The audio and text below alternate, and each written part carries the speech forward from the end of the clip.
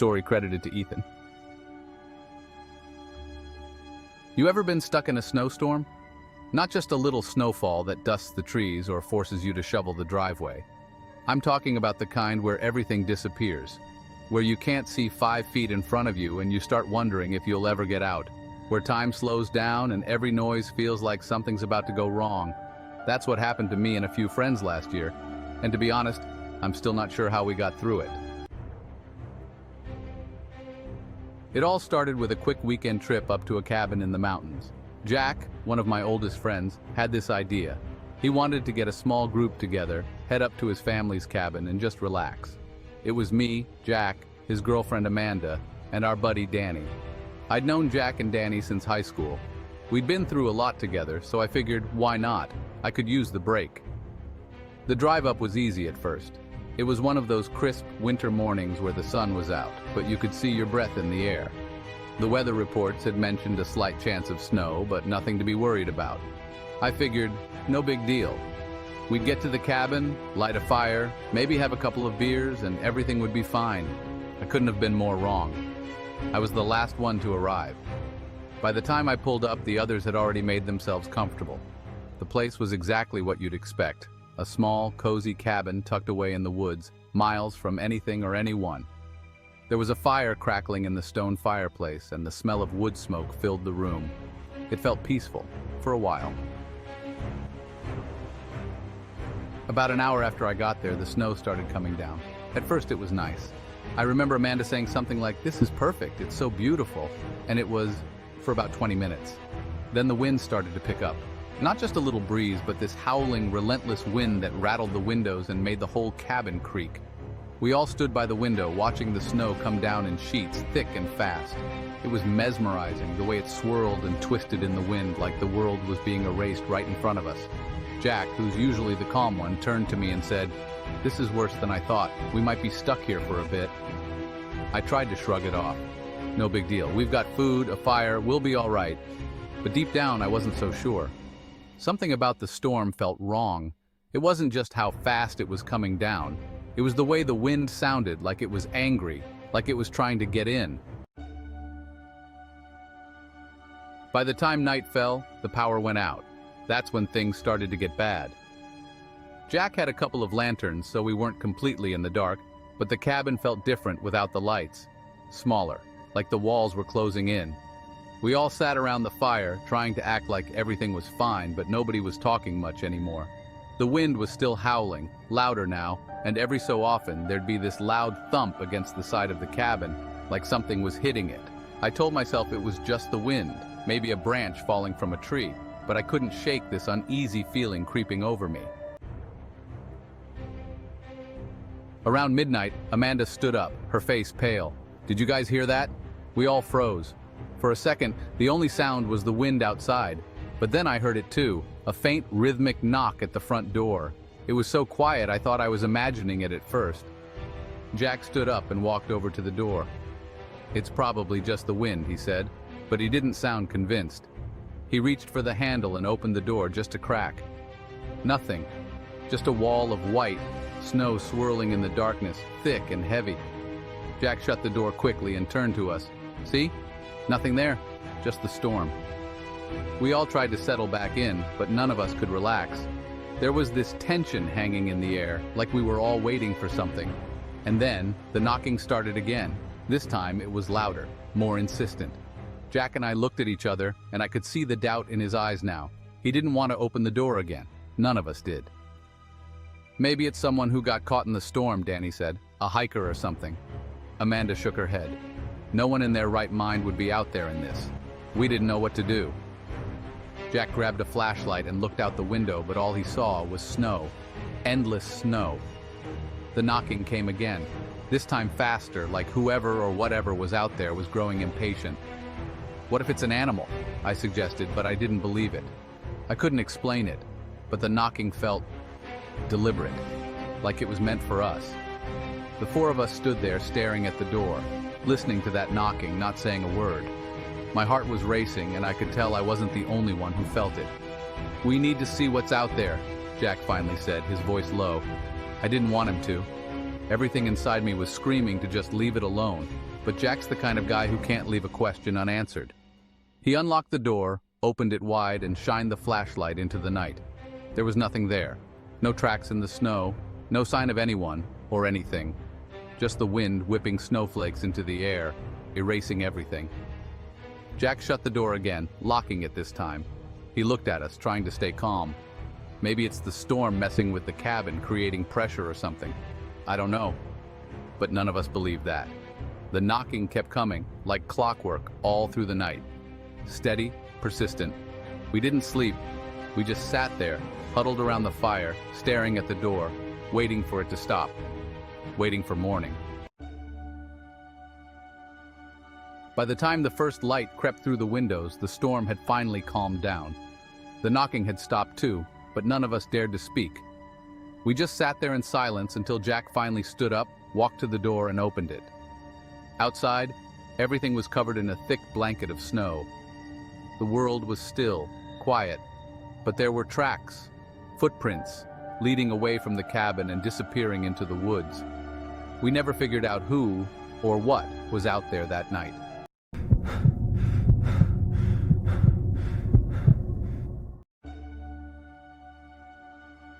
Story credited to Michael. It started out as a normal trip. I mean, nothing about this weekend was supposed to be different from any other we'd taken to the cabin. My buddy Matt and I have been coming up here for years. Just us, sometimes a few friends, but mostly just the two of us. The idea was to unwind, maybe do some ice fishing if the lake was solid enough, but mainly to disconnect from the grind. You know, just a few days without phones ringing, without work emails. It's funny how fast that idea can turn from relaxing to something a lot more sinister when you're isolated. The cabin, if you can even call it that, was a bit of a haul. I mean, we're talking miles off the main road. No neighbors, no towns close by. But that's why we loved it. There's a kind of peacefulness that comes from being that far out, but this time, I don't know. This time it felt different from the moment we left.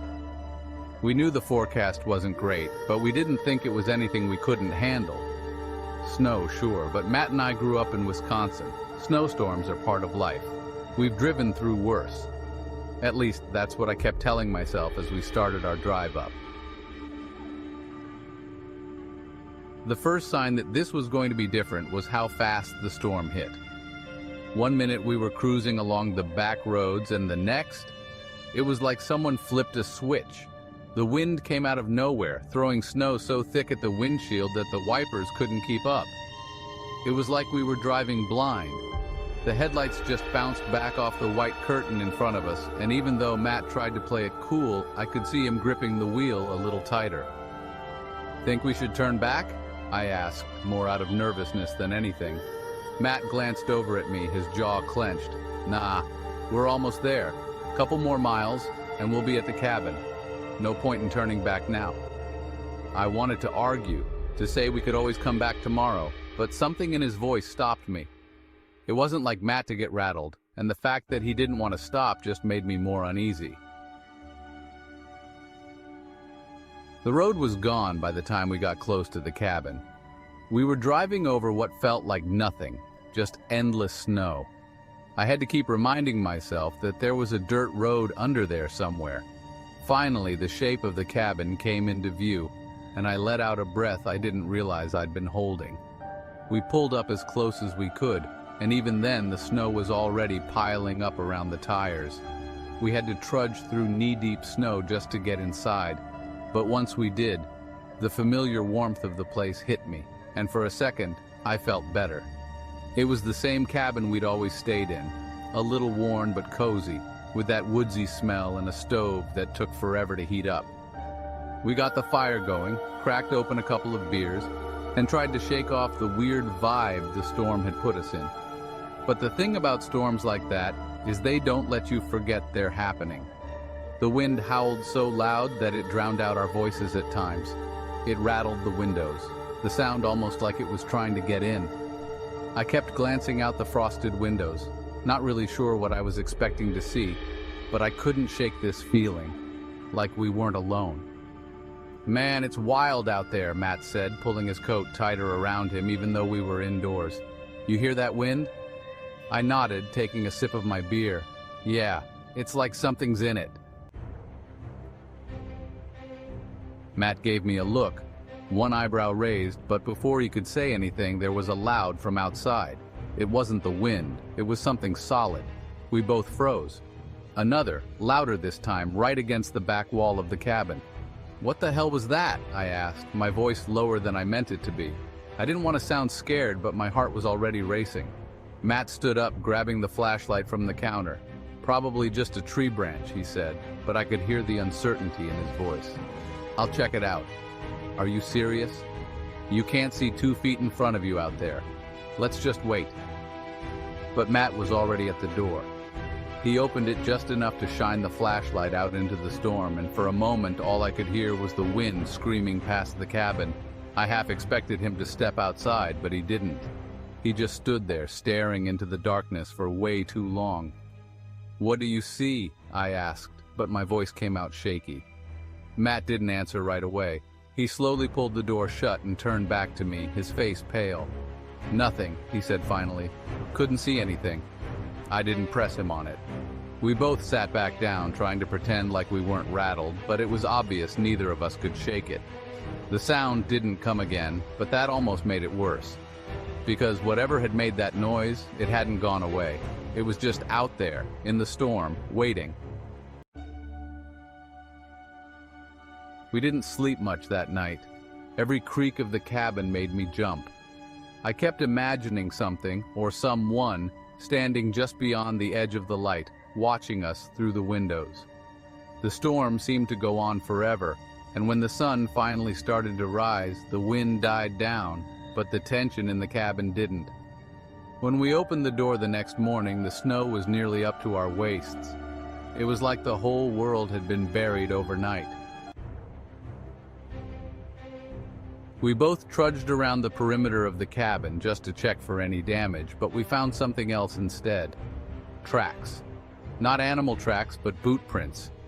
Deep, heavy boot prints leading right up to the back wall where we'd heard the banging the night before. I felt a lump rise in my throat. Who the hell would be out here in the middle of a storm? Matt didn't answer. He was staring at the tracks, his face unreadable. The prints didn't lead away from the cabin. They stopped at the back wall.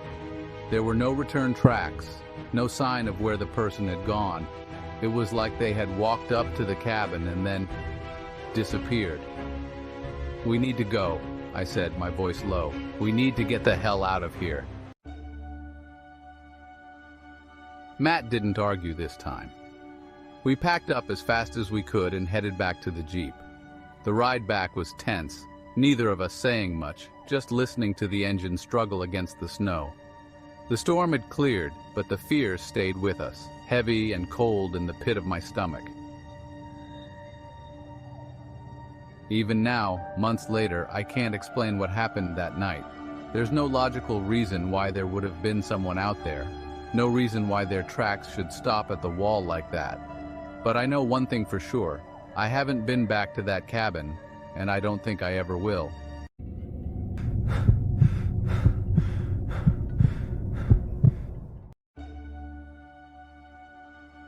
Story credited to Jason. Have you ever had that feeling where something's just wrong? You can't explain it, but deep down, you know? That's exactly what I felt the moment we left the gas station. It was me, my girlfriend Nicole, and my best friend Tyler. We were headed to Nicole's family cabin for the weekend, our favorite spot up in the mountains. It was supposed to be a quiet weekend, just the three of us, away from the noise of the city. The cabin was old but cozy, with a big fireplace and no cell service, so it was perfect for getting away. We had been there before, no big deal. But this time, I don't know.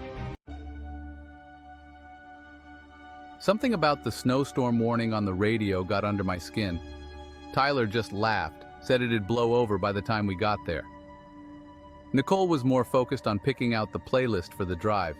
I shrugged it off, thinking I was just being paranoid. After all, we'd made this drive dozens of times, even in the winter. It wasn't supposed to be any different. But about an hour into the drive, the snow started coming down harder.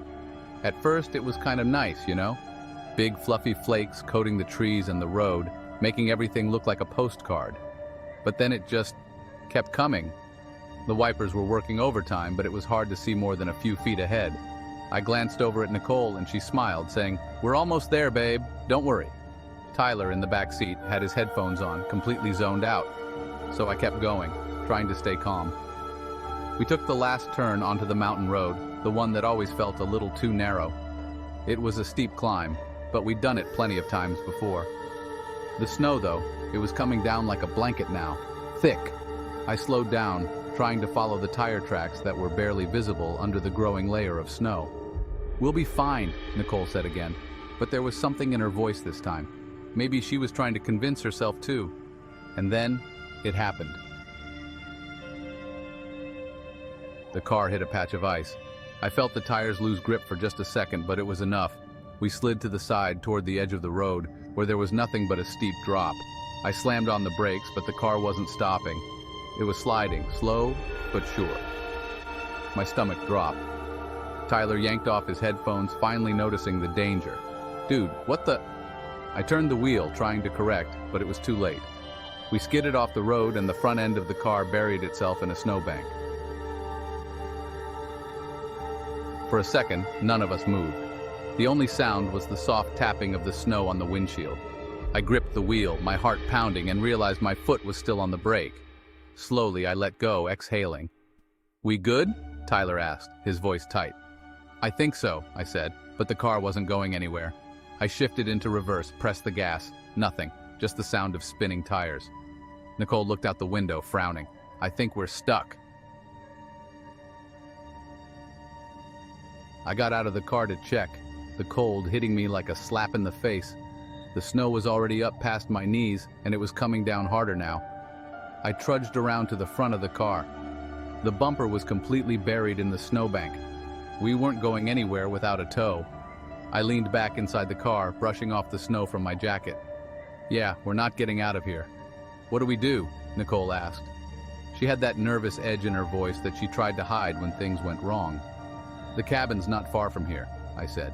"We'll walk, grab what we can, and we'll come back for the car in the morning." Tyler groaned. "In this?